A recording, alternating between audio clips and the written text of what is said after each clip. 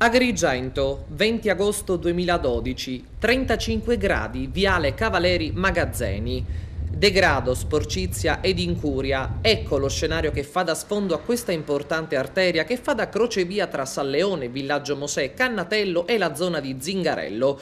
Una strada molto percorsa dagli autoveicoli che, sia per evitare l'intenso traffico del Villaggio Mosè e San Leone, per gli esercizi commerciali collocati nella zona e soprattutto per la presenza della nuova chiesa di San Gregorio, consacrata a luglio, decidono di attraversare Viale Cavaleri Magazzeni.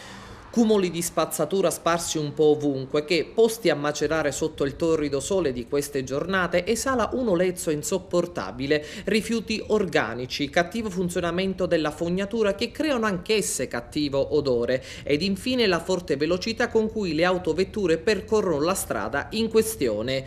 Viale Cavaleri Magazzeni non è un quartiere purtroppo nuovo a queste allucinanti vicende. Indimenticabile lo sconcertante spettacolo a cui si è assistito in prossimità delle festività pasquali, quando dinanzi ai cassonetti della spazzatura sono stati gettati, senza alcun rispetto della benché minima norma civile o ancora meglio di decenza, delle scuoia di agnellini, lasciati lì a macerare sotto il sole e alla bella, per così dire, vista di tutti. Sono queste le lamentele riportate dagli abitanti della zona che in svariate occasioni hanno chiamato la nostra redazione per chiedere il nostro intervento e puntare così i riflettori sulla zona e le problematiche che la affliggono.